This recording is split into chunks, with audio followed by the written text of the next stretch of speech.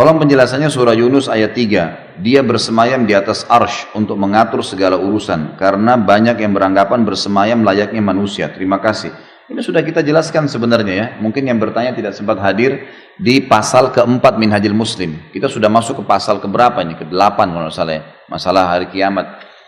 Jadi Allah subhanahu wa ta'ala bersemayam di atas arsh. Allah subhanahu wa ta'ala melihat. Allah subhanahu wa ta'ala mendengar. Dengan wahyu. Wahyu menyampaikan tentang nama-nama dan sifat Allah, kita harus imani apa adanya, sampai ada penjelasan dari wahyu. Wahyu cuma menyampaikan, Allah punya telapak tangan, Allah punya kaki, Allah punya penglihatan, pendengaran, tapi Allah katakan dalam Al-Quran, laisa kamitslihi syai'un wa huwas samiul basir. Allah itu tidak menyerupai siapapun, gitu kan? Apapun, dan dia maha mendengar lagi maha melihat. Jadi kita harus tahu masalah itu. Masalah Allah SWT beristiwa, bersemayam di atas arsy-Nya dengan kemahabesarannya. Imani masalah itu. Makanya Imam Malik rahimahullah pernah ditanya seseorang lalu dia berkata, wahai Imam, bagaimana sih caranya memahami istiwa? Seperti dipertanya, apakah seperti manusia? Bisa difahamin begitu? Manusia yang naik di atas singgasana? Lalu kata Imam Malik rahimahullah kalimat yang bijak, orang yang punya ilmu dalam masalah ini, dia mengatakan, istiwa sudah maklum. Bersemayam itu jelas. Gak ada sesuatu yang perlu dipertanyakan. Dalam bahasa Arab, istiwa jelas adalah naik ke atas singgasana, gitu kan. Kemudian dikatakan kaifiyahnya majhul. Bagaimana prosesnya tidak jelas buat kita karena tidak disampaikan dalam wahyu. Kita imani apa adanya. Was-su'al anhu bid'ah. Bertanya tentang itu adalah perbuatan bid'ah, gitu kan. Imam Malik menutup pintu itu karena berbicara dengan tentang zatnya Allah itu tidak bisa terlalu jauh kecuali ada dalil yang menjelaskan. Menunggu terus saja ngenangan pokoknya kita yakin kanjeng Nabi ketemu Allah Subhanahu wa taala karena Allah laisa kamitslihi syai'un ora usah mbok bayangno napa ora usah napa dibayangno dadi yakin tapi ora usah napa dibayangno mergo ma khatara bi balika fa Allahu bi khilafi dzalik. Apa saja yang kamu bayangkan tentang Allah, hakikat Allah tidak demikian. Mergo Allah mukhalafatul hawadisi. Dan misalnya bayangno Allah ning dhuwur, ya kalau makna dhuwur maknanya Allah tidak tersentuh, Allah zat yang maha luhur, yang tidak hina, tidak bawah, maka itu baik karena Allah mesti maha luhur, paham ya? Tapi nak kowe muni maha luhur dengan arti Allah di atas dan butuh tempat yang bernama atas, kowe berarti kafir. Mergo nganggep Allah butuh tempat. Paham ya? Jadi kita yakin Allah itu di atas dengan makna itu satu kalimat penghormatan. Paham ya? Disebut ta'ala maha agung maha luhur. Tapi bukan berarti Allah butuh tempat yang bernama atas. Karena kalau kamu katakan Allah butuh tempat, berarti Allah butuh makhluknya, yaitu tempat. Tempat bagaimanapun statusnya akan namanya makhluk. Padahal Allah itu qiyamuhu binafsihi. Allah itu berdiri dengan zatnya sendiri, tidak butuh tempat, baik itu atas maupun bawah. Tapi kalau kamu katakan atas dengan makna takzim, makna penghormatan, itu bukan nopo-nopo. Itu jenis apa? La tudrikul absar wa huwa yudrikul absar. Jadi perhatikan, berbicara Allah itu laisa kamitslihi syai'. Allah itu enggak sama dengan makhluk. Itu harus katakan. Kenapa? Makhluk itu terdiri dari dua hal. Ada yang disebut jauhar, ada yang disebut arad. Jauhar itu adalah bentuk. Jauhar itu adalah bentuk. Kalau kita kan Allah berbentuk, ya itu sama dengan makhluk. Makhluk itu punya bentuk. Arad itu adalah sikap. Ya, misal saya berdiri dari duduk, itu sikap. Ya, saya asalnya kecil menjadi besar, itu namanya sikap. Ya, ada perubahan, ada taghayyur. Arad itu ada taghayyur, ada berubah. Allah itu tidak sama dengan makhluknya, artinya tidak bentuk.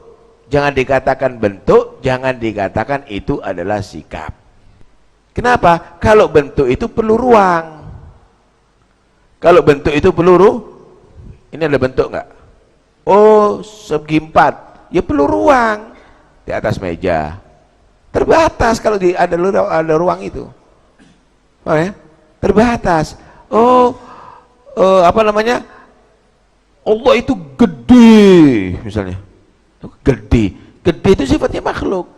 Karena itu yang kita sebut Allahu Akbar itu bukan Allah itu besar seperti yang kamu bayangkan, besar seperti raksasa itu.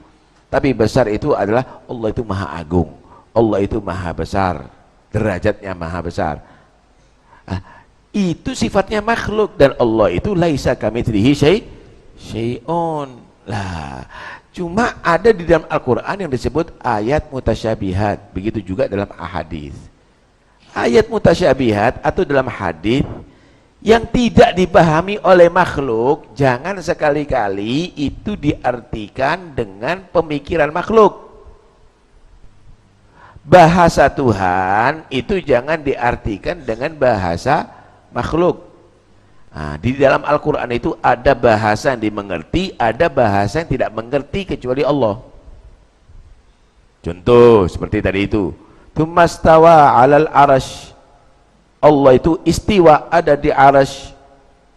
Kalau dikatakan bahasa makhluk, oh berarti Allah itu tinggal di arash. Lah kalau tinggal di arash, arashnya lebih gede dari Allah.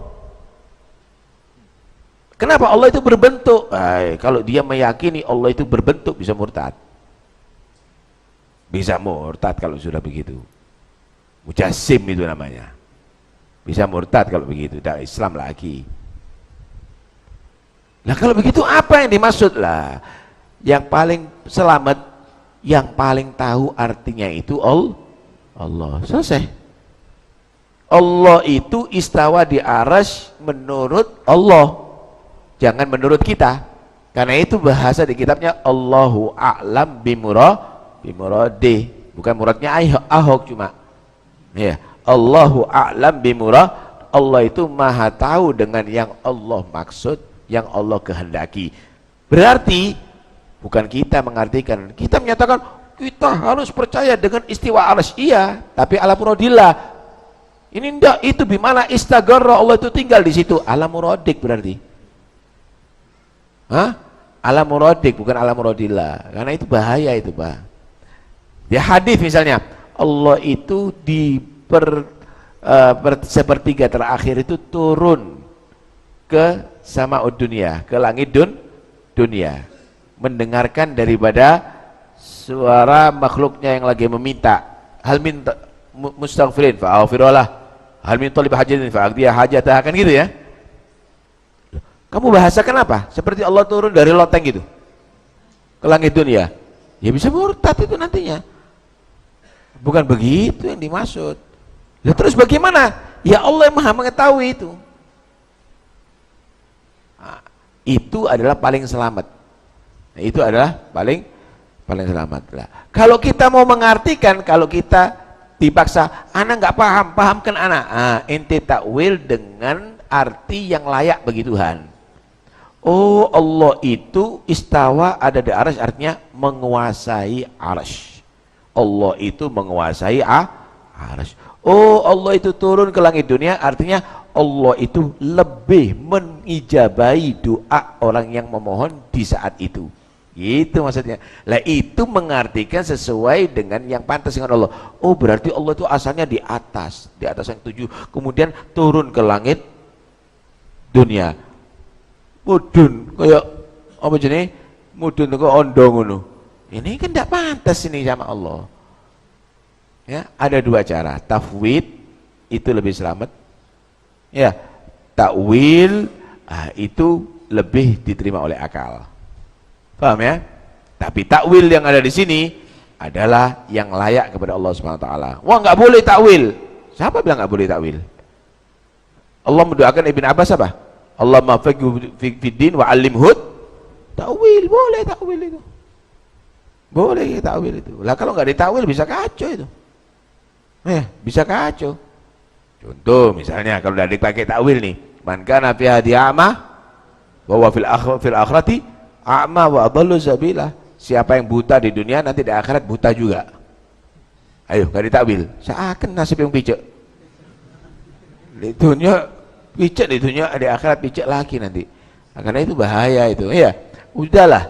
Ya, jadi jangan terlalu memaksakan kehendak, kon salah, kon enggak ngerti, kon belajar. Selesai. Ya, daripada kau ngotot akhirnya bisa jadi keluar Islam nanti. Kalau memang dia meyakini Allah itu berbentuk seperti begitu, bisa murtad. Tapi kalau memang dia tadi itu tidak meyakini itu tapi bingung, ya seharusnya dia belajar. Itu aja.